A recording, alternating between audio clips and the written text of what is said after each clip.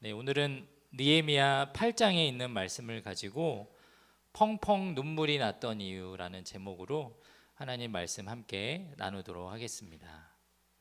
오늘 제목이 이제 펑펑 눈물이 난 이유인데요. 여러분 살면서 언제 제일 많이 우세요? 울어본 적 있나요? 최근에? 보통 사람들은 세 가지 상황에 우는 것 같아요. 첫 번째는 너무 아플 때. 그러니까 어린 아이들이 뛰다가 넘어지면 곧바로 어떤 행동을 해요? 막 울어요. 근데 조금 다쳐도 우는 애도 있어요. 그거는 아파서 우는 게 아니라 속상해서 우는 거죠. 보통 사람들은 육체적 고통을 느낄 때 막 웁니다. 그리고 두 번째는 제일 많이 우는 경우인데 언제죠? 내가 너무 슬플 때, 감당할 수 없는 슬픈 일을 감당해야 할 때, 맞이했을 때 막 눈물이 나죠. 그리고 세 번째는 보통은 이렇게 우는 경우는 별로 흔치 않은데 TV에는 자주 나와요. 올림픽에서 금메달 딴 사람, 또 뭐 어디 성공한 사람, 그런 사람들 보면 아들이 또 뭐 어디 됐다 그러면 엄마는 옆에서 막 울고 있고 그러죠. 너무 감격스러울 때 웁니다. 근데 대한민국 남자들은, 우리 남학생들은, 요즘 남자친구들은, 우리 고등마을 친구들은 그런 얘기 들은 적 없었을 텐데, 우리 어르신 목자님들이랑 저희 세대 때는 이런 말들을 참 많이 들었어요. 남자는 울면 안 된다. 그래서 남자는 태어나서 3번 운다. 언제 우는지 아세요? 첫 번째 태어났을 때, 두 번째 부모님이 돌아가셨을 때, 그리고 세 번째 나라가 빼앗겼을 때. 아마 이 말은 조선시대 때 만들어진 말 같아요. 저도 어렸을 때부터 그래가지고 남자니까 울지 마라, 꾹 참아라, 이런 얘기들을 많이 듣고 살았는데, 뭐 제 나이가 뭐 기껏해야 40밖에 되진 않았지만 이 40년 넘게 살아가다 보니까 느낀 건데, 사람은 좀 울어야 돼요. 좀 울어야 좀 건강합니다. 좀 내 감정도 표현할 줄 알고, 슬픔을 토해낼 줄 알고, 감격스러우면 울 줄도 알고, 감사할 줄 알고, 좀 그렇게 감정을 풍부하게 누리면서 사는 것이 옳은 것 같아요. 제가 사역을 하면서 그런 적은 없는데 우는 사람을 보고 되게 부러워한 적이 있어요. 우는 사람을 보고. 저 좀 이상하죠. 어떤 분이었냐면, 이제 저한테는 어떻게 보면 스승님이었죠. 이제 제가 굉장히 존경하고 같이 사역했던, 이제 우리 교육부서 사역하셨던 목사님이신데, 이 목사님이 한번 신방을 갔어요. 그리고 병원에 가가지고 이제 위중한 질병에 걸려서 사실상 삶에 가망이 없는 분. 그러니까 저도 마음이 참 무겁고, 또 목사님이 그분을 이제 이런 사연을 얘기하니까 알게 된 지 얼마 안 됐지만 같이 가서 기도해주고 싶다라고 해서 그분을 찾아갔어요.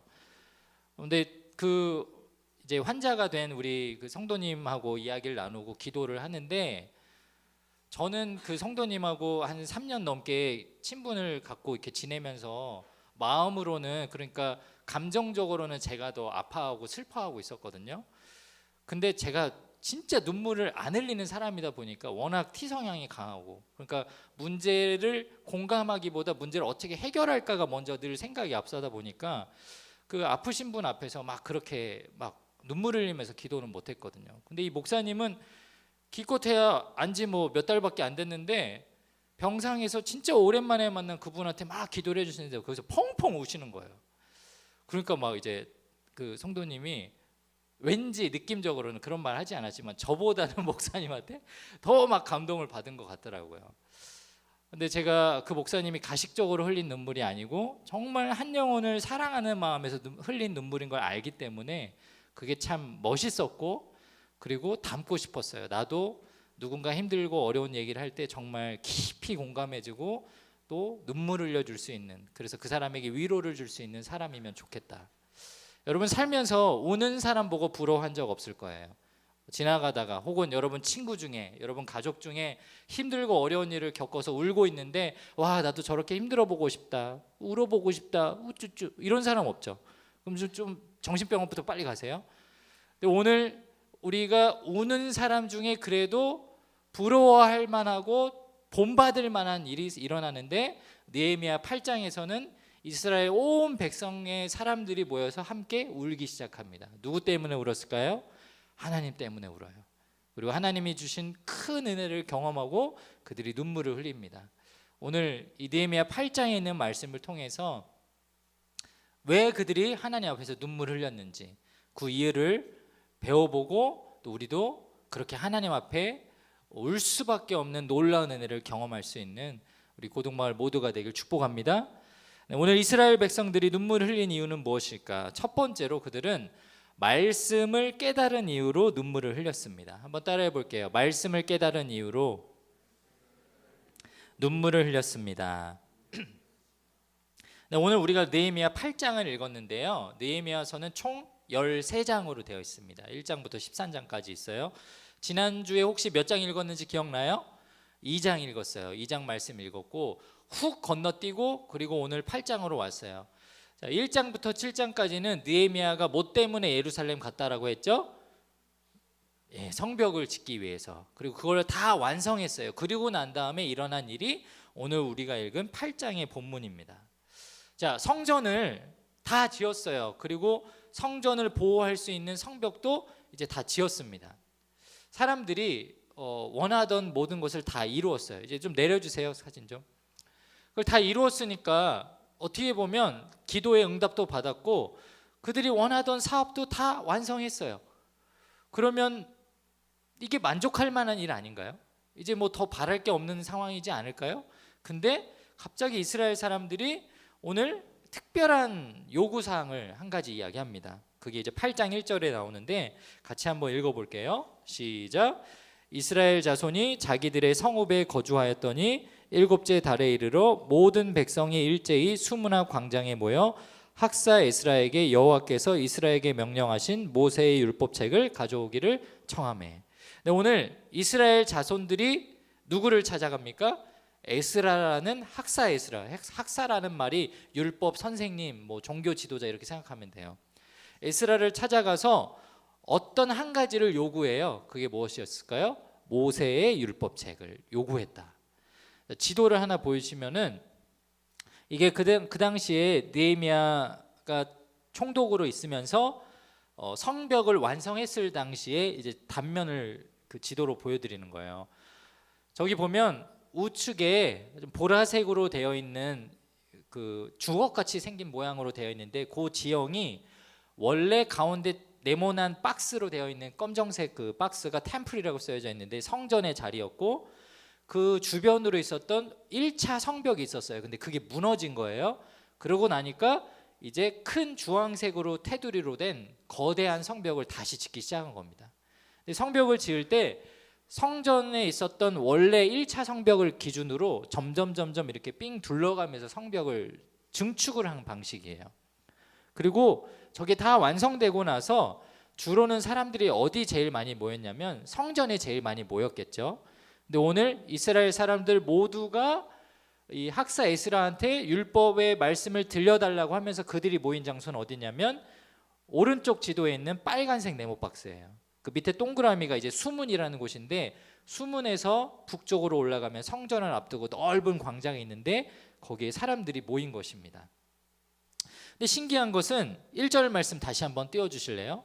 8장 1절에 보면 사람들한테 모여라고 누가 지시한 게 아니에요. 8장 1절의 그 자막의 말씀을 보니까 이스라엘 자손입니다. 이스라엘 자손 그리고 모든 백성이 스스로 요구한 거예요. 우리 이제 성벽은 다 지었는데 우리한테 필요한 게 한 가지 있는 것 같아요. 그게 뭘까요? 하나님의 말씀을 듣는 거예요. 그리고 이제 그 사람들이 모여들기 시작해요. 8장 2절과 3절에 보니까 그 당시 모였을 때의 장면에 대해서 이렇게 기록합니다. 일곱째 달 초하루에 제사장 에스라가 율법책을 가지고 곧 남자나 여자나 알아들을 만한 모든 사람 앞에 이르러 수문학 광장에서 새벽부터 정오까지 남자나 여자나 알아들을 만한 모든 사람 앞에서 읽음에 그 율법책에 귀를 기울였다.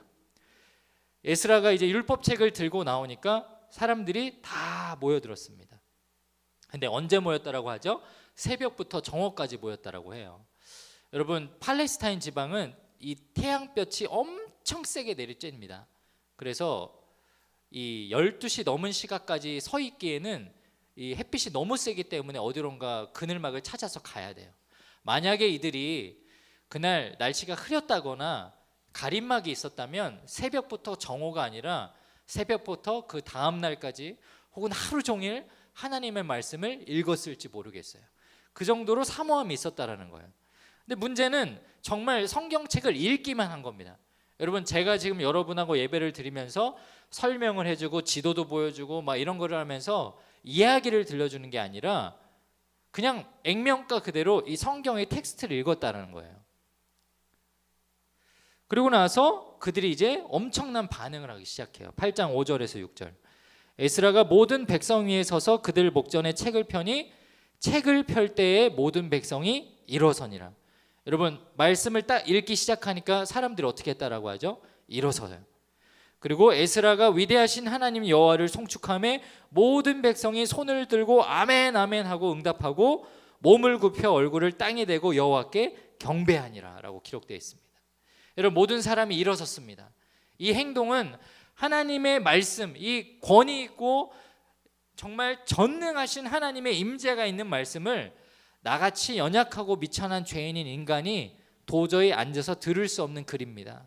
이것은 살아있는 하나님의 말씀입니다라는 권위에 대해서 인정하는 모습으로 그 자리에서 일어섰다라는 거예요. 그리고 에스라가 모세오경이니까 창세기부터 신명기까지의 말씀을 하나하나 읽었겠죠. 읽을 때마다 그 말씀이 너무 감격이 되고 공감이 되고 바람에 있을 때 그들이 손을 들고 아멘이라고 응답했다라고 합니다. 여러분, 아멘이라는 말의 뜻이 뭐냐면 말씀에 기록된 그 내용들이 그대로 이루어지기를 소망합니다. 오늘 이 하나님의 말씀이 그대로 될 줄로 믿습니다. 그런 소망의 의미가 담겨져 있거든요. 아마 이런 말씀을 읽었을 거예요. 태초에 하나님이 천지를 창조하시니라 아멘 하고 응답했겠죠. 왜요? 정말 하나님이 천지를 창조하셨으니까요. 그리고 우리가 그것을 믿으니까요. 그리고 어느 부분은 창세기에 또 아브라함과 세운 언약을 읽어줬을 거예요. 너는 복의 근원이 될지라 아멘. 하나님, 우리 백성은 복의 근원이 되는 하나님이 선택한 백성입니다. 동의하고 바라니까 아멘 했겠죠. 내가 너를 축복하는 자에게는 축복하고 내가 너를 저주하는 자에게는 저주하리니 너로 말미암아 이 모든 족속이 복을 얻을지노라 아멘 아멘. 열심히 아멘 했겠죠. 공감하고 동의하고 그렇게 되기를 바라는 의미에서 이들이 그렇게 하나님의 말씀을 들었다라는 것입니다. 그리고 클라이막스, 그들이 이제 어떤 행동을 하기 시작하냐면 울기 시작해요. 8장 7절에서 9절 말씀을 보니까 레위 사람들은 백성이 제자리에 서 있는 동안 그들에게 율법을 깨닫게 하였는데 하나님의 율법책을 낭독하고 그 뜻을 해석하여 백성에게 낭독하는 것을 다 깨닫게 하니 그다음 9절에 뭐라고 나오죠? 백성이 율법의 말씀을 듣고 다 우는지라. 레위 사람들, 아까 우리 성경 봉독한 친구가 읽은 것처럼 뭐 어려운 말들로 되어 있는 그 이름이 참 어려운 사람들, 레위 사람들이 말씀을 들고 있는 사람들 옆에 사이사이에 껴서 설명을 해주기 시작했어요. 성경에 보니까 해석해 주었다라고 나오죠. 율법을 깨달을 수 있도록. 그들이 그 말씀을 들으면서 하나님이 성경에 이렇게 명령하신 것이 이런 뜻이었구나, 우리에게 요구하신 것이 이런 말씀이었구나, 그것이 깨달아지고 정말 전심으로 회개하고 고백하면서 하나님 앞에 엉엉 울면서 반성하는 모습들이 있었다는 것입니다. 여러분, 우리가 다 그렇게 하나님을 만나지 않았습니까? 그렇게 예수님을 믿게 되지 않았습니까? 언젠가 누군가에게 그냥 텍스트로 예수님이 2000년 전에 이 땅에 오셨는데 그분은 하나님의 아들이셔, 그분이 너와 나의 죄를 위해서 죽으셨어, 그리고 십자가에서 그 모든 죄값을 다 치르셨을 뿐만 아니라 부활하셔서 지금도 하늘에서 우리의 죄를 위해서 열심히 중보하고 계셔, 네가 이것을 믿음으로 말미암아 너는 천국에 가는 거야 라는 복음의 내용에 대해서 여러분이 머리로 이해했다가 그 다음 단계가 있었기 때문에 하나님의 자녀가 된 거예요. 그 다음 단계가 뭐죠? 이게 정말 머리로 믿어지는 게 아니라 무엇으로 믿어지는 거죠? 가슴으로, 마음으로 믿어지는 거예요. 우리는 그것을 세 글자로 깨달음이라고 말합니다. 깨달음. 여러분, 정말 하나님의 자녀로 살아가면서 말씀을 읽으면서 여러분들이 이 깨달아져서 깨달음 때문에 막 마음이 요동치고 눈물이 나고 여러분이 가만히 있을 수 없는, 주체할 수 없는 그런 커다란 은혜의 경험이 없다면 아직 여러분이 하나님을 경험하지 못한 거예요. 아직 여러분이 인격적으로 정말 예수님을 믿는 하나님의 자녀라고 확신을 가지고 말할 수는 없을 거예요. 그리고 이 모든 깨달음의 단계는 한 가지를 전제로 합니다. 전적으로 하나님 앞에 납작 엎드려서 진정한 회개를 전제로 하죠. 저도 모태신앙이었고 목회자로 살고 있고 평생을 이렇게 살고 있지만 가끔 드문드문 하나님의 말씀에 그 속 깊은 뜻이 깨달아져서 막 눈물을 흘리는 것 같아요. 저는 잘 울지 않는데 제가 주로 우는 경우들은 뭐 드라마나 영화에서 같은 너무 설정이 되어 있는 슬픈 상황이 아니고서는 일상을 살아가면서는 크고 힘들고 어렵고 슬픈 일이 닥쳐도 사실 별로 울지는 않는 것 같아요. 근데 저는 말씀이 깨달아지면은 그때는 이 용솟음치는 그런 어떤 깨달음이 저를 막 건드리니까 그때는 막 눈물이 납니다. 제가 한 몇 년 전에 우리 아들내미를 진짜 심하게 혼낸 적이 있어요. 저희 아들이 한 5살 정도 됐을 때 같은데 아이를 키우면서 부모로서 좀 참지 못하는 행동들이 몇 가지 있어요. 가령 뭐 이렇게 승질을 부린다거나 뭐 밥상머리를 엎은다거나, 그리고 제가 제일 몸차는 거는 부모나 형제들에게 가족들에게 막 무례하게 행동을 하는 거. 그러니까 전문 용어로 싸가지 없다라고 하죠. 그렇게 행동하는 거 보면 이 아이가 어리지만 어림에도 불구하고 제가 그걸 좀 못 참고 막 혼을 내요.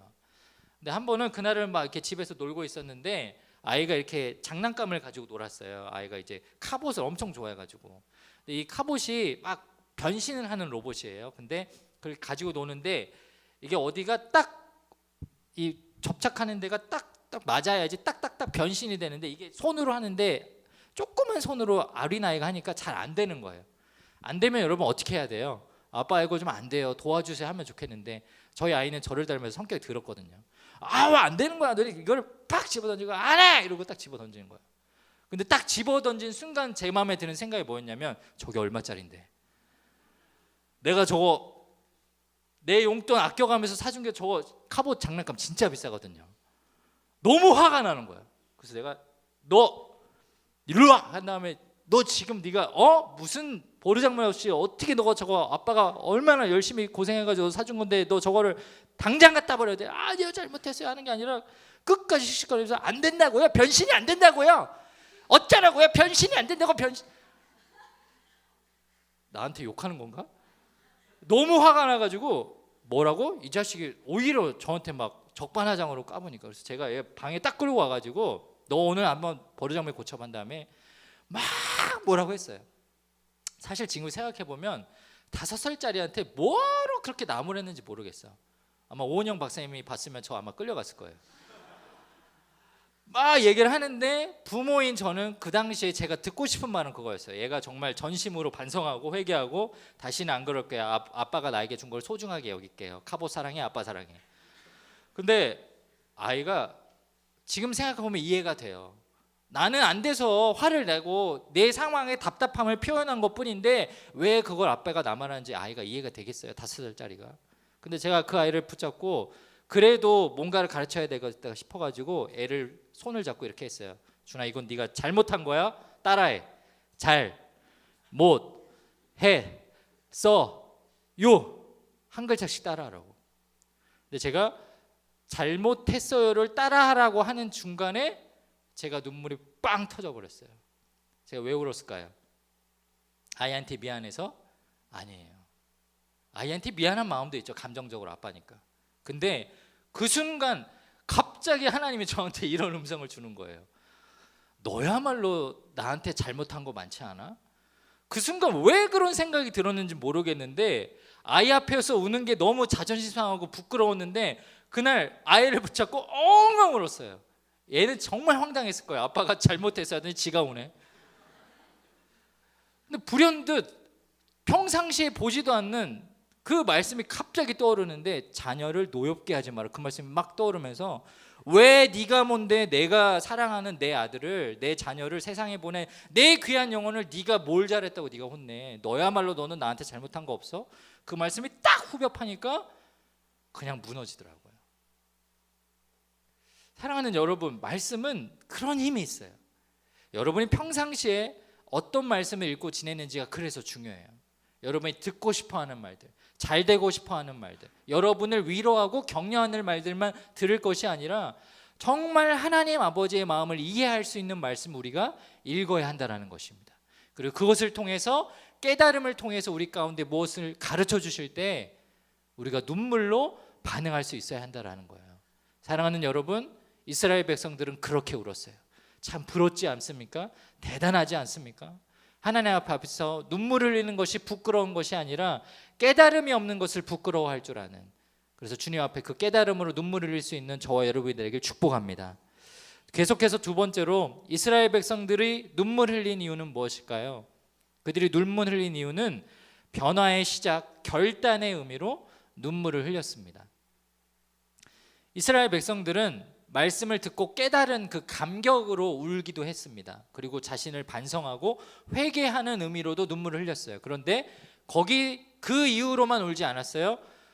그 당시 눈물을 흘리면서 한 가지를 했다라는 거예요. 엄청난 결단을 합니다. 그 결단이 무엇이냐면 말씀대로 살아보자. 이 사람들이 그 수문업 광장에 모여서 예측하기로는 적어도 수천 명이 모였을 거예요. 예루살렘 도시에 사는 어른들, 말씀을 알아들을 수 있을 만한 사람이라고 하니까 지금으로 치면 초등학생 이상 정도는 다 모였을 거예요. 엉엉 울고 난리가 났습니다. 엄마도 울고 아빠도 울고 형도 울고 동생도 울고 나도 울고, 그래서 다 하나님의 은혜에 충분히 감격이 됐어요. 여러분도 그럴 때 있죠. 우리가 수련회 가서나 예배 드릴 때나 어느 집회에 가서 엉엉 울어요. 하나님, 제가 정말 잘못했어요. 다시는 이렇게 안 살게요. 앞으로 똑바로 살게요. 결단하고 그 자리를 나서요. 근데 그게 지속되지 않아서 우리가 그 감격을 잊어버리고 살죠. 근데 오늘 이스라엘 백성들은 어떻게 하는지 보세요. 느헤미야 8장 10절에서 12절. 이날은 우리 주의 성일이니 근심하지 말라. 여호와로 인하여 기뻐하는 것이 너희의 힘이니라. 12절. 모든 백성이 곧 가서 먹고 마시며 나누어 주고 크게 즐거워하니 그들이 그 읽어 들려진 말을 밝히 알미라. 여러분, 조금 전까지 엉엉 울었는데 갑자기 뭐 한다 그래요? 먹고 마시고 나누고 즐거워했대요. 좀 이상하지 않아요? 우리 수련회 끝나고 셀러브레이션 하잖아요. 막 신나게 막 방방 뛰잖아요. 그거랑은 다른 거예요. 그거는 찬양이고 예배의 연장선상이지만 이 사람들은 집에 갔는데 갑자기 거기서 먹고 마시고 놀았대요. 뭔가 이상하죠? 근데 이상한 게 아니라 그게 율법에 순종한 거예요. 왜냐하면 7월 초하루라는 날짜의 단서를 하나 알려주는데, 이날은 우리나라로 치면 1월 1일 신정입니다. 이때는 하나님께서 모든 이스라엘 백성에게 율법으로 한 가지 약속을 하셨는데 뭐냐면 이날은 놀아라, 이날은 안식해라. 왜냐? 지금껏 너희들을 인도하신 하나님이 너희의 인생을 주관하시는 날이기 때문에 안식해라, 평안해라. 그날은 전쟁도 안 하고 일도 안 하고 쉬는 겁니다. 그래서 오늘 그들이 지금 당장 뭔가 하고 싶은데 제사장이 말을 들어요. 오늘은 더 이상 슬퍼하지 마세요. 가서 하나님이 약속한 나팔절이니까 즐거워하세요. 근데 거기서 멈추지 않아요. 8장 13절 14절. 그 이튿날 뭇 백성의 족장들과 제사장들과 레위 사람들이 율법의 말씀을 밝히 알고자 하여 학사 에스라에게 모여서, 백성의 족장들, 제사장, 레위, 쉽게 말하면 리더들입니다. 오늘 그들이 다시 학사 에스라를 찾아가요. 13절 그냥 띄워놔 주세요. 거기 보면 뭐라고 나오죠? 율법의 말씀을 밝히 알고자 하여. 쉬운 말로 하면 성경 공부를 하고 싶어 하여예요. 집에 갔어요. 충분히 먹고 마시고 즐길 수 있는데 그들의 온갖 관심은 뭐에 있었다라는 거예요? 하나님의 말씀을 배우고 그 뜻대로 사는 것. 그래서 14절 15절을 보니까 율법에 기록된 바를 본즉 모세를 통하여 명령하시기를 7째 달 절기에 초막에서 거할지니라. 초막절 절기를 잘 지켜라라고 가르쳐 줍니다. 근데 초막절 절기를 지키는 행동 관습이 하나 있는데 15절에 보니까 막 나무들을 다 가지고 와가지고 15절 후반절에 보면 초막을 지으라 이렇게 되어 있어요. 자기 집이 있는데 초막절을 기념하는 행동 하나는 나뭇가지를 가져다가 초막을 짓는 거예요. 사진 하나 보여주시면은 아마 그 사람들이, 그 당시 이스라엘 백성들이 이렇게 초막절 절기를 지켰을 거예요. 여러분들 보기에는 되게 예뻐 보이죠? 근사해 보이죠? 그리고 매년 초막절이면 우리가 성탄트리 하듯이 저 사람들 저렇게 초막절 지어서 마치 캠핑 가듯이 참 즐거운 일 같죠? 근데 이스라엘 백성들이 이 일을 무려 1000년 동안 하지 않았어요. 1000년 동안. 느헤미야 8장 16절에서 18절, 오늘 이 말씀의 결론입니다. 백성이 이에 나가서 나뭇가지를 가져다가 지붕 위에 뜰 안에 하나님의 전뜰에 수문 광장에 에브라임 문 광장에 초막을 짓되 사로잡혔다가 돌아온 회중이 다 초막을 지었다. 근데 17절에 중요한 말씀이 있어요. 눈의 아들 여호수아 때로부터 그날까지 이스라엘 자손이 이같이 행한 일이 없었으므로. 여러분 참 신기하죠? 하나님이 모세 시대에 광야 백성들한테 율법을 가르쳐주고 평생 동안 너네들을 구원하신 하나님을 기념하라고 실제로 구원해 주셨잖아요. 감사하잖아요. 그 감격이 있었음에도 불구하고 여호수아 때는 쉽게 말하면 가나안 땅에 처음 들어간 때입니다. BC 1400년경. 그리고 오늘 느헤미야서의 배경은 BC 400년경이에요. 1000년 동안 단 한 번도 이 말씀을 순종하지 않았어요. 여러분 착각하지 마세요. 나 오늘 예배 드리면서 나 은혜 받았어. 나 설교 말씀 잘 썼어. 나 오늘 기도도 열심히 했어. 여기서 잘하는 게 신앙이 아니고요. 여기서 잘하는 건 기본이고 저 문 밖을 나가서 여러분 삶에서 정말 말씀에 순종하느냐 그 모습이 있는 게 하나님의 자녀고 말씀대로 사는 것입니다. 1000년 동안 이루어지지 않았던 그 잘못을 드디어 이스라엘 백성들이 행하고 그제서야 하나님이 기뻐하십니다. 사랑하는 여러분, 우리가 예배의 자리에서만 은혜 받는 그런 저와 여러분이 되지 않길 축복합니다. 이 자리에서 은혜 받는 것은 기본이고 이 자리에서 깨달은 말씀의 지식과 그 참뜻을 마음에 새기는 것은 기본이고 여러분 삶의 자리에서 하나님이 말씀하신 대로 살아보려고 노력하는 사람, 그 뜻대로 순종하는 사람, 그 사람이 저와 여러분이 되어서 2025년의 마지막뿐만 아니라 새해에도 끝까지 하나님 말씀대로 순종하며 살아가는 우리 고등마을 모두가 될 수 있기를 주님의 이름으로 축복합니다. 우리 함께 기도하겠습니다. 오늘 들은 말씀 기억하면서 우리 같이 한번 기도했으면 좋겠는데요. 우리 하나님께서 저와 여러분을 자녀 삼아 주시고 구원해 주시고 또 예배의 자리를 통해서 말씀의 뜻을 깨달을 수 있는 놀라운 은혜를 주셨습니다. 우리가 해야 할 것이 뭘까요? 아는 대로 행하는 것입니다. 깨달은 대로 결단하는 것입니다. 하나님이 말씀하시는 대로 살아보는 것입니다. 오늘 이 시간 우리가 한번 그렇게 기도했으면 좋겠습니다. 하나님, 정말 제 인생이 머리로만 알고 지식적으로만 아는 그런 하나님이 아니라 이스라엘 백성들이 집으로 돌아가서 그 절기를 지키기 위해 부단히 노력했던 것처럼 말씀을 사모하고 그곳에 기록된 것을 지켜 행하는 저희들의 모습이 있게 하여 주시옵소서. 주님의 뜻대로 순종하며 말씀에 순종하며 살아가는 저희들이 되게 하여 주시옵소서. 우리 시간 주여 한번 외치고 우리가 주님 앞에 결단하며 기도하며 나아가겠습니다. 주여. 하나님 아버지 들었습니다. 하나님께서 붙들어주시고 인도하여 주신 느헤미야서의 말씀을 통하여 우리가 살아갈 것이 무엇인지 깨달을 수 있기를 축복합니다. 하나님, 이들을 살아가면서 우리 정말 친구들이 하나님께 얼마나 많은 은혜를 받았습니까? 예배의 자리에서, 또 집회의 자리에서, 찬양의 자리에서, 기도의 자리에서 우리가 배운 것들을 정말 삶 속에서 그대로 행하는 자들이 되게 하여 주시옵소서. 주님이 거룩하라고 말씀하셨습니다. 삶 가운데 거룩을 행하는 자들이 되게 하여 주시옵소서. 하나님, 하나님을 전심을 다해 사랑하라고 하셨습니다. 하나님을 찬양하고 말씀을 읽고 기도하는 것에, 하나님을 예배하는 것에 전력을 다하는 주의 자녀들이 되게 하여 주시옵소서. 이웃을 사랑하고 복음 전하고 제자 삼는 자로 살라고 하셨습니다.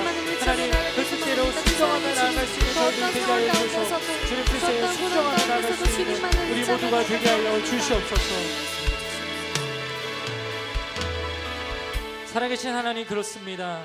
하나님, 이 땅 가운데 말씀으로 우리 가운데 가르쳐 주시며 행하시며 말씀의 은혜로 저희들 자녀 삼아 주시고 지금 이곳에 예배자로 부르셨습니다. 그동안 살아오면서 하나님이 나에게 주신 그 구원의 놀라운 축복이 내가 받은 특권처럼, 무언가 또 하나 받은 약속처럼, 선물처럼 그 대가에 대한 어떠한 지불도 없이 감당하는 모습과 노력 없이 살아왔던 저희들을 주님 불쌍히 여겨주시고 용서하여 주시옵소서. 오늘 수문학 광장에 모여 하나님의 말씀을 받으며 읽으며 들으며 그 안에 들어있는 뜻을 깨닫고 펑펑 울었을 뿐만 아니라 삶의 자리로 돌아가 말씀을 더욱더 갈망하고 그 뜻대로 순종하며 살기로 노력하고 애썼던 이스라엘 백성들처럼 저희들 고등마을 모든 친구들이 그렇게 살아가며 주님을 예배하는 자들 되게 하여 주시옵소서. 이 모든 말씀 살아계신 예수님의 이름으로 기도합니다. 우리 다 함께 자리에서 일어나서 우리 시간 믿음과 삶 이 찬양 함께 고백하며 주님 앞에 나가도록 하겠습니다. 믿음과 삶을 살아내는 실력이 너무나 다른 내 모습을 볼 때에 이 모습도 주가 사랑하실까? 자신 없는 내 모습 그저 주님 앞에 있네. 나 같은 자도 사랑하여 주시고 한 번도 나를 떠나지 않으셨네. 아픔 속에 주를 작게 여긴 날 꾸짖지 않으시고 내 손 잡아주시네. 오직 주님 안에 두려움 없네. 고난을 통해 날 만드심을 믿네. 주님만이 내 모든 것 되시네. 주의 강한 손 날 이끄시네. 오직 주님 안에 소망 있네. 내 삶을 통해 영광 받으실 주님만이 내 모든 것 되시네. 주의 선하심 나 노래하네. 믿음과 삶을 살아내는 실력이 너무나 다른 내 모습을 볼 때 이 모습도 주가 사랑하실까? 자신 없는 내 모습 그저 주님 앞에. 그러나 우리 주님이 우리 손을 붙잡아 주십니다. 나 같은 자도 사랑하여 주시고 한 번도 나를 떠나지 않으셨네. 아픔 속에 주를 작게 여긴 날 꾸짖지 않으시고 내 손 잡아주시고 우리 함께 두 손을 높이 들고 고백합시다. 오직 주님 안에 두려움 없네. 고난을 통해 날 만드심을 믿네. 주님만이 내 모든 것 대신 주의 강한 손 날 붙드시네. 주님 안에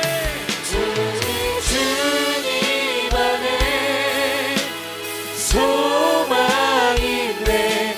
내 삶을 통해 영광 받으실 주님만이 내 모든 것 되시네. 주의 선하심 나 노래하네. 오직 주님 안에 소망 있네. 내 삶을 통해 영광 받으실 주님만이 내 모든 것 되시네. 주의 선하심 나 노래하네. 아멘. 그렇습니다. 하나님 주님의 선하심, 주님의 역사하심, 주님의 신실하심 찬양합니다. 그러니까 말씀을 통하여 변화되고 그 뜻대로 말씀에 적혀진 대로 살고자 노력하고 순종하며 나아가는 우리들이 되게 하여 주시옵소서.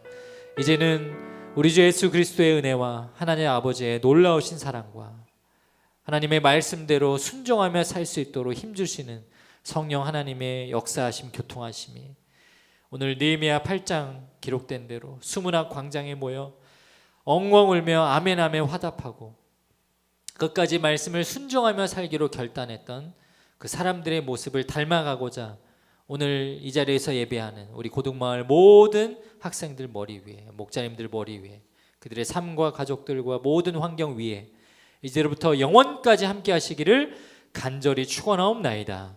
아멘.